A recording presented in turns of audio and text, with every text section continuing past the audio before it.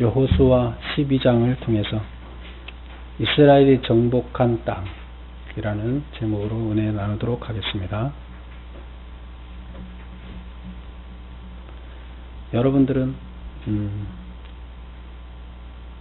이 땅에 하나님 나라가 이루어질 것이라는 확신이 있습니까?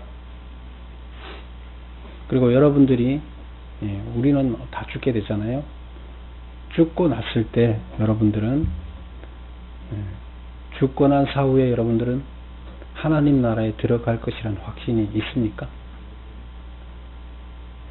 근데 우리는 대부분 사람들은 어떠냐? 교회를 다니는 사람들이 대부분 거기에 대한 확신을 갖지 못하고 있습니다. 왜 그럴까요?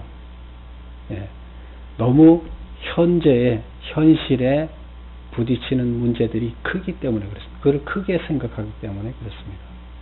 그래서 현재 부딪히는 문제들이 크다 보니까 정말로 중요한 것이 무엇인지를 잊어버리고 현재 문제만 부딪히고 있습니다. 근데 눈을 크게 떠서 보면 사실 현재 그 문제는 아무것도 아닌데 우리들은 중요한 것은 잊어버리고 오히려 현재에 몰두하는 아주 어리석은 우리입니다. 그래서 우리를 양이라고 합니다. 양은 멀리 바라보지 못하고 바로 절벽이 있는데도 그걸 알아보지 못하고 그냥 떨어집니다. 가다가. 우리의 삶이 바로 양과 같다는 겁니다. 우리 이스라엘 백성을 통해서 우리에게 하나님께서 가르쳐 주는 것이 뭘까요? 이스라엘 백성들을 애굽에서부터 출애굽시켜서 가나안 땅에 들어가게 하는 것은 무엇을 설명하기 위한 것일까요? 그것은 바로 하나님 나라라는 우리의 죽음 후의 세계, 또 우리들이 궁극적으로 추구해야 할 안식의 세계가 무엇인지를 우리에게 아주 구체적으로 이야기해주고 있습니다. 근데 우리는 땅을 정복하는 것에만 마음이 겉의 모습만 있고 진짜 얘기하고자 하는 이야기에 귀를 기울이지 못하고 있습니다. 정말로 하나님께서 이야기하고 있는 것은 바로 우리에게 반드시 여러분에게 가나안 땅은 주어진다는 겁니다. 정말로 하고 싶은 이야기는 가나안 땅은 반드시 주어진다는 겁니다. 그런데 출애굽 세대들은 그것을 믿지 않아서 그들은 들어갈 수가 없습니다. 가나안 땅은 반드시 주어지는데 조건이 있습니다. 믿어야 됩니다. 믿지 않는 자는 들어갈 수가 없습니다. 하나님의 법칙이 그겁니다. 그것을 믿게 하기 위해서 많은 것을 보여주고 많은 역사를 하나님께서는 교육을 시켰습니다. 그런데 안 믿어요. 결국 들어가지 못했어요. 눈앞에 닥치는 목마른 문제, 눈앞에 닥치는 당장 고기 먹고 싶은 생각, 눈앞에 보이는 거인들의 모습, 그것을 보고 가나안 땅이 아니라 우리를 죽음으로 몰고 가고 있다고 생각했습니다. 그것은 바로 하나님의 뒤에 우리 눈에 보이지 않는 하나님의 놀라운 힘에 의해서 만들어진 역사를 우리는 보지 못하기 때문입니다. 단지 그냥 눈앞에서 보이는 현상만 바라보기 때문입니다. 그런데 하나님의 거대한 힘은 눈앞에 보이는 현상에 있지 않습니다. 하나님의 힘은 보이지 않습니다. 하나님의 모습은 나타나지 않습니다. 하나님의 힘은 어마어마한 거대한 힘입니다. 우리가 어떻게 감당할 수 없는 그런 힘입니다. 그런 힘으로 하나님께서는 그것을 만들어내십니다. 근데 우리는 그것을 보지 못해요. 근데 보라고 얘기를 합니다. 그래서 이렇게 예를 들어주면서 그것을 보고 깨달아라 이렇게 얘기를 합니다. 만약에 우리가 정말로 하나님의 나라가 있다. 그리고 우리의 사후에 하나님의 나라가 우리에게 완전하게 주어진다. 그리고 거기에서 하나님이 우리에게 주어지는 그 상급이라는 것은 대단하다는 것을 우리가 알았을 때는 우리들이 이 땅에서 살아가는 가치관이 틀어지게 됩니다. 우리가 나타나는 현재의 문제들을 문제로 바라보지 않습니다. 그것은 문제가 될 게 아닙니다. 그냥 사소한, 아주 사소한 일에 불과하게 됩니다. 근데 우리들은 그 사소한 문제에 부딪혀서 큰 것을 바라보지 못하는 우리들의 모습을 우리는 깨달아야 됩니다. 바로 가나안 땅이라는 것은 하나님의 나라를 구체적으로 보여주는 것입니다. 그리고 그 하나님의 나라는 그냥 주어지는 게 아니라는 겁니다. 하나님 나라는 분명히 있습니다. 그러나 그 나라에 들어가기 위한 조건은 반드시 꼭 지켜야 할 일들이 있다는 겁니다. 그게 이스라엘 백성들의 모습을 통해서 보여줍니다. 우선 전쟁에서 가나안 땅을 정복하기 위해서 뭘 하라 그랬습니까? 하나님의 말씀대로 살아가야 된다. 그러려면 하나님의 말씀이 먼저 내 마음속에 채워져야 됩니다. 그게 안 되면 될 수가 없죠. 자, 오늘 이제 가나안 땅을 또 이 내용을 설명하기 위해서 가나안 땅은 반드시 주어진다. 하나님의 나라는 반드시 여러분에게 주어집니다. 근데 믿지 않으면 여러분들은 절대로 거기 들어갈 수가 없습니다. 믿는 자는 삶이 바뀌어야 됩니다. 믿으면 바뀌어지는 거죠. 확신을 하게 되면 바뀌어지는 거죠. 근데 그게 바뀌어지지 않는 거죠. 안 믿으면. 안 믿는 자는 마음도 바뀌어지지 않고, 하나님은 우리의 마음이 바뀌어진 것을 다 보십니다.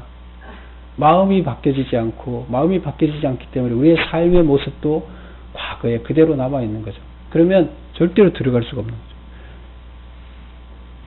그래서 이스라엘 전쟁을 하는 그 현상을 통해서 우리들에게 그 모습을 보여주고 있는데요. 오늘 12장의 이야기는 뭐예요? 이스라엘 사람들이 가나안 땅을 정복한 천국에 들어가는 거예요. 하나님 나라를 완성시키는 거예요. 가나안 땅에 들어가는 모습, 어떻게 정복했는가 하는 것을 정리를 하는 겁니다. 지금까지 다 했던 이야기를 다시 한번 정리를 해요. 성경 한 장을 할애를 하면서 지금까지 이스라엘이 정복한 이야기를 다시 반복해서 하고 있어요. 왜 이 얘기를 할까요? 가나안 땅을 정복했다는 그 확신, 이것을 가나안 땅은 반드시 존재한다는, 그리고 하나님께서는 약속한 것을 반드시 이루신다. 하나님의 말이 그냥 믿어도 되고 안 믿어도 되고 그런 것이 아니라는 것을 확실하게 정리해주는 장이라고 보면 됩니다. 왜 있던 이야기를 다시 한 번 더 요점 정리를 하듯이 해주느냐. 한 장이라는 것을 작가가 뭘 얘기하려고 그럴까요? 하나님의 계획은 반드시 이루어진다. 봐라. 정리를 해보면 지금까지 했던 얘기를 다시 한번 정리해보면 이렇게 이루어지지 않았느냐. 이것을 보여주는 장입니다. 읽을 때는 뭐 이걸 같은 얘기를 또 하느냐 하지만 작가는 그 중요한 얘기를 다시 한번 하고 싶은 겁니다. 그래서 오늘 정리를 한번 해보겠습니다. 우리 12장의 6절까지 나오는 이야기는 가나안 동쪽에서 일어났던 그 요단강 동쪽에서 일어났던 이야기예요. 동쪽에서 강을 건너오기 전에는 동쪽의 지도자가 누구였어요? 모세였죠. 아직 강을 건너오기 직전에 여호수아가 지도자로 바뀌면서 강을 건너는 일부터 이제 여호수아가 지도자로서 일을 시작한 거죠. 근데 모세가 그 땅에 있을 때 거기에서 요단 동쪽에 있는 땅들을 다 점령을 했어요. 그리고 요단 강을 건너와서 서쪽에 있는 땅을 점령하는 것은 여호수아를 통해서 점령을 했습니다. 근데 하나님께서 원래 가나안 땅이라고 준 땅은 요단 동쪽의 땅은 계획이 없었어요. 서쪽의 땅이 원래 하나님께서 주시기로 한 가나안 땅이에요. 그런데 그렇다 그러면 왜 정리를 할 때 동쪽까지 다 정리를 하느냐? 동쪽까지를 정리하는 이유는 모세가 했던 일과 여호수아가 했던 일이 다 같은 것이다. 그리고 지금 나누어서 살게 되는데 한 민족이 하나님의 구원의 땅이 확장됐다. 이제 이렇게 설명해 주는 것입니다.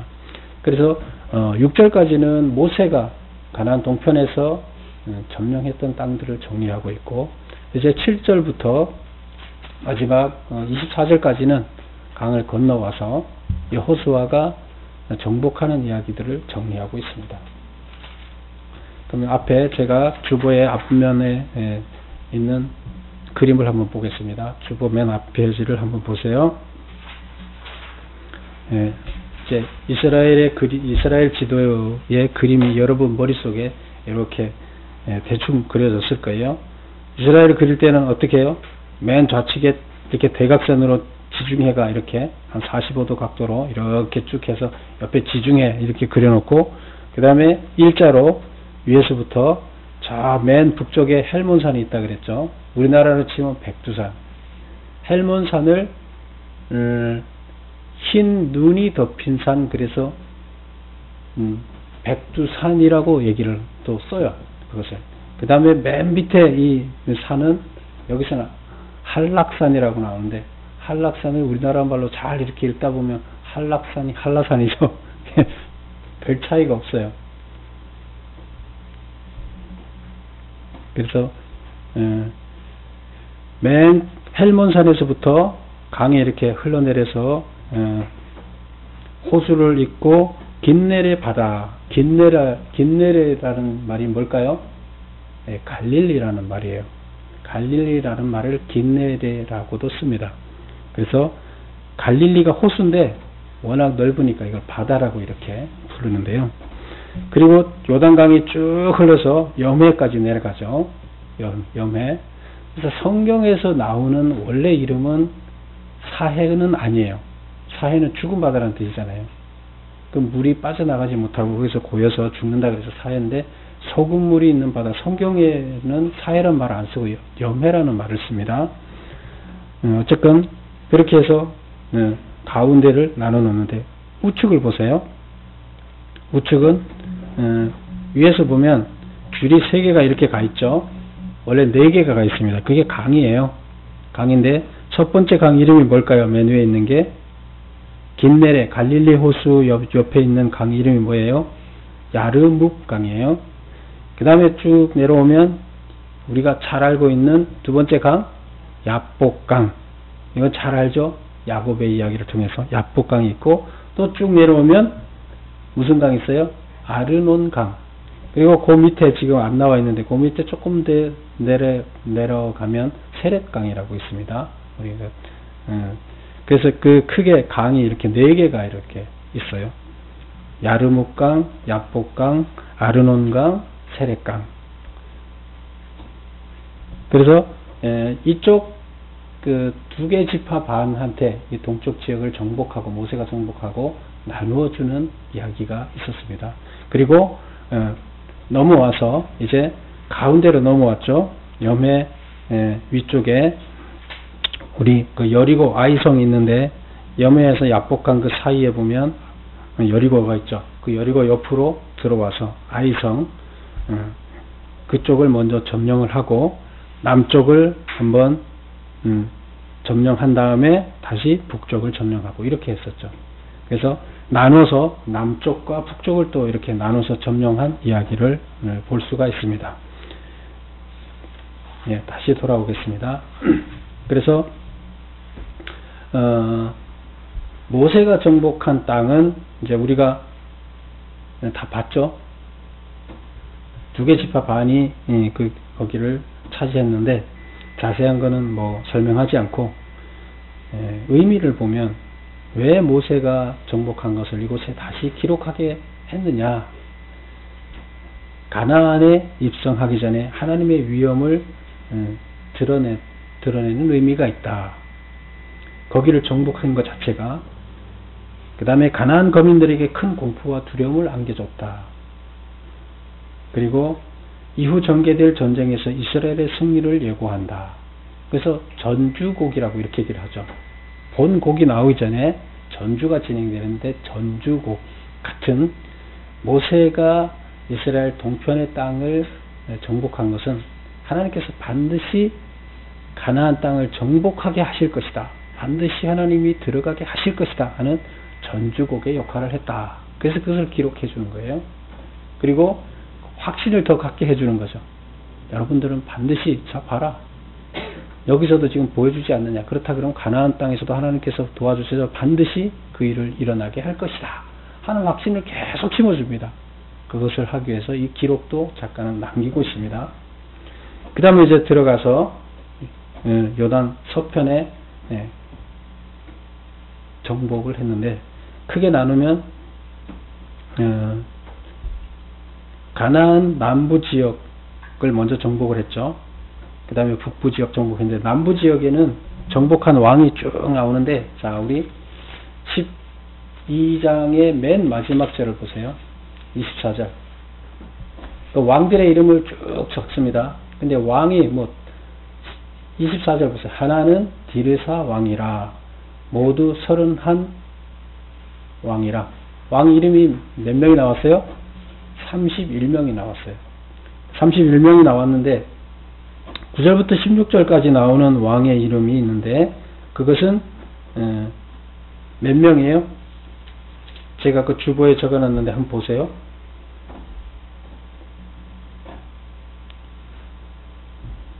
몇 명이에요?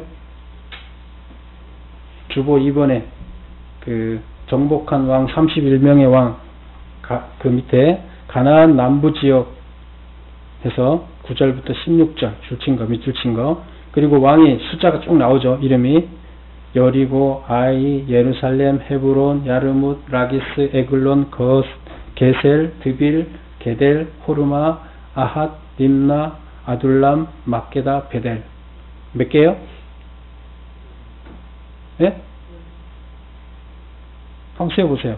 하나, 둘, 셋, 넷, 다섯, 여섯, 일곱, 여덟, 아홉, 열, 열하나, 열둘, 열세, 열네, 열다섯, 열여섯. 16개죠. 그 다음에 가나안 북부는 16개니까 31개에서 16개면 몇 개겠어요? 예, 15개. 그래서 북부 지역에 15개, 이건 성의 이름이에요. 그 왕의 이름이 아니라 그 성의 왕, 이런 뜻으로 해서 그 성의 이름들을 나열한 것이죠. 그래서 북부에 성을 몇 개? 15개 성, 남부에 16개 성을 정복을 했다. 이런 이야기가 나옵니다. 근데 여기에 나오는 이 성은 다 정복을 한 걸까요? 정복을 안 한 걸까요? 지금 여기 뭐라고 얘기해요? 정복한 것을 이야기하고 있죠. 근데 지금 그렇다 그러면 하나님이 원래 가나안 땅에 주기로 한 땅을 다 정복했을까요? 정복하지 않았을까요? 예, 다 정복하지 못했습니다. 다 정복하지 못했어요. 13장을 한번 볼까요? 13장 1절 한번 보세요. 여호수아가 나이가 많아 늙음에 여호와께서 그에게 이르시되 너는 나이가 많아 늙었고 얻을 땅이 매우 많이 남았있도다. 이 남은 땅은 이러하니 블레셋 사람의 모든 지역과 그술 족속의 모든 지역 곧 애굽 앞 시홀 시내에서부터 가나안 사람에게 속한 북쪽 에글론 경계까지와 블레셋 사람의 다섯 통치자들의 땅 기사 이런 식으로 남아 있다는 거예요, 없다는 거예요? 예, 이제 여호수아가 나이가 많아서 이제 점령을 다 못했어요. 못했는데 아직도 남아 있다, 이런 얘기를 합니다. 근데 그것을 남아 있는데 어떻게 하겠다고? 예, 그것은 이제 다음에서 보고 지금 현재까지 정복한 이야기만 여기 적고 있습니다. 그래서 아직 정복을 다 못했어요. 그런데 현재까지 정복한 것은 31개입니다. 정복당한 가나안 왕의 명단을 상세히 기록하고 있는 까닭은 무엇일까? 왜 이렇게 하나하나 다 이렇게 나열하고 있을까요? 예, 하나님께서 이스라엘에게 언약의 땅 가나안을 주시리라는 약속을 성취하게 하시는 신실하신 하나님을 강조하기 위해서다. 작가는 이 얘기를 하고 싶은 거예요. 하나님은 가나안 땅을 주기로 약속하셨는데 아브라함 때부터 약속하셔서 그 계획대로 지금 반드시 실천하신 하나님이다. 꼭 약속을 이루시는 하나님이다. 이 얘기를 합니다. 그러면 그 신실한 하나님 우리에게 뭘 주시기로 하신 거예요? 우리한테 뭘 이야기하려고 이 구약의 이야기를 읽게 합니까? 경전해 놓고 이걸 계속 이야기합니까? 아주 중요한 얘기예요. 과거 이스라엘에게 가나안 땅을 주신 하나님께서는 오늘날 우리들에게 영적 가나안 땅인 천국을 약속하고 계신다. 그리고 이스라엘과 맺은 약속을 신실하게 지키셨듯이 오늘날 우리와 맺은 약속도 반드시 이루어 주실 것이다. 우리에게 뭘 주시겠다고요? 우리에게 천국을 주시겠다. 완성된 하나님 나라를 우리에게 주시겠다는 겁니다. 근데 이스라엘 백성들이 지금 뭐 갑자기 휴거해갖고 어디 가서 가나안 땅을 얻었습니까? 예. 이 모든 것들은 하나님 나라는 어느 날 갑자기 나타나는 게 아닙니다. 우리는 성경에서 이런 얘기가 있습니다. 살아서 구원받는다는 이야기도 있어요. 죽어서 구원받는다는 이야기도 있어요. 살아서 구원받는다는 이야기가 뭘까요? 살아있는 우리가 아직 죽지 않았지만 죽은 후에 가나안 땅에 들어갔던 것과 같은 평안함을 누린다는 거예요. 그것을 안식이라고 얘기를 합니다. 우리가 죽은 후에 안식에 들어간다. 하나님 평안에 들어간다. 이렇게 얘기를 하죠. 근데 살아서 우리가 하나님 나라에 들어간 것과 같은 평안을 누린다. 이것이 뭐예요? 살아서 구원을 받는 거예요. 우리가 평안을 누리는 겁니다. 안식을 누리는 겁니다. 이것은 무엇 때문에 가능한가요? 예. 가나안 땅에 들어갈 수 있다는 확신 때문에 가능한 겁니다. 그 확신이 있을 때 우리는 현재에 닥쳐진 문제들은 문제가 아니에요. 현재에 닥쳐진 고통은 고통이 아닙니다. 하나님은 우리가 이 확신을 갖고 이 땅에서 사는 동안에 이미 우리가 구원의 확신이 이 마음속에 차고 천국을 누리는 사람이 되기를 바라는 거예요. 그래서 어떤 역경이 오더라도 어떤 바람이 불더라도 전혀 거기에 동요하지 않고 하나님 나라에 대한 소망이 확신으로 차 있어서 그 삶이 변하는 겁니다. 그것을 바라는 거예요. 하나님께서는 바로 우리들에게 그걸 소망하고 기대하고 계신 거예요. 오늘날 우리가 약속의 땅에 들어가기 위해서 해야 할 일이 그럼 뭘까요? 이스라엘이 그 땅에 들어가기 위해서 고군분투하였듯이 우리 역시 피 흘리기까지의 의의 싸움을 싸워야 한다는 것이다. 그 싸움은 곧 자신을 지켜 악에 물들지 않고 복음의 진리를 이 땅에 증거하는 것이다. 무엇이라고요? 예.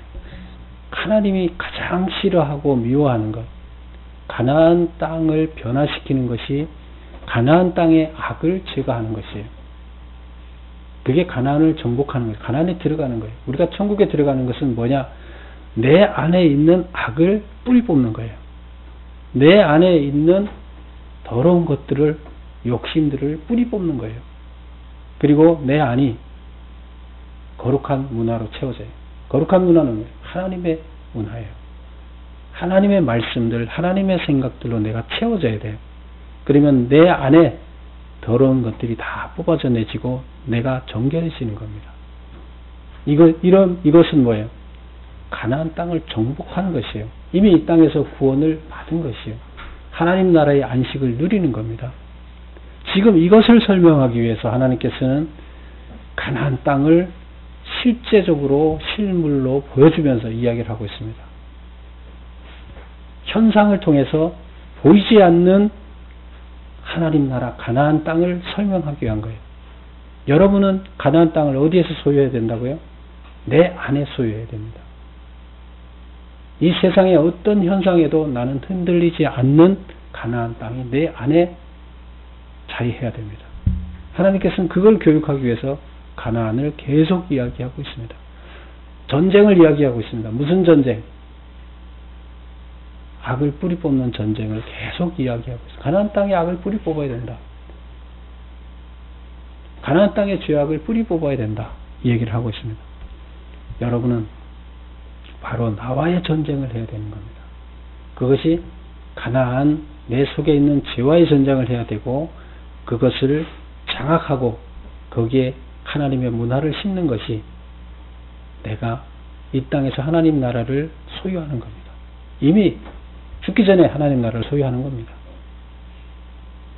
여러분 모두 그런 여러분이 되시기를 축원합니다. 기도하겠습니다.